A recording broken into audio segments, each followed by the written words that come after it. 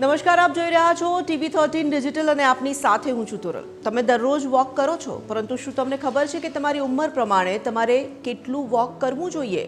ઘણા લોકો માને છે કે વધુ ચાલશો તો વધુ ફાયદો થશે, પરંતુ હકીકતમાં ચાલવાનું અંતર તમારી ઉંમર અને શરીરની ક્ષમતા પ્રમાણે નક્કી થવું જોઈએ। વિશ્વ આરોગ્ય સંસ્થાની ગાઈડલાઈન મુજબ 18 થી 64 વર્ષની ઉંમરના લોકોએ દરરોજ લગભગ 30 થી 45 મિનિટ એટલે કે 3 થી 5 કિલોમીટર સુધી ચાલવું જોઈએ। આટલું વોક હૃદયને સ્વસ્થ રાખે છે, વજન નિયંત્રિત રાખે છે અને ડાયાબિટીસનું જોખમ પણ ઘટાડે છે। 5 થી 17 વર્ષના બાળકો માટે રોજ ઓછામાં ઓછા 60 મિનિટની શારીરિક પ્રવૃત્તિ જરૂરી માનવામાં આવે છે, જ્યારે 65 વર્ષથી વધુ ઉંમરના લોકોએ વોકિંગની સાથે બેલેન્સ અને સ્નાયુઓ મજબૂત કરતી કસરતો પણ કરવી જોઈએ।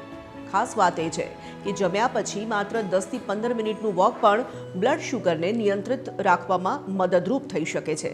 યાદ રાખો, ફિટ રહેવા માટે મોંઘા જીમની નહીં પરંતુ રોજ નિયમિત વોકની જરૂર છે।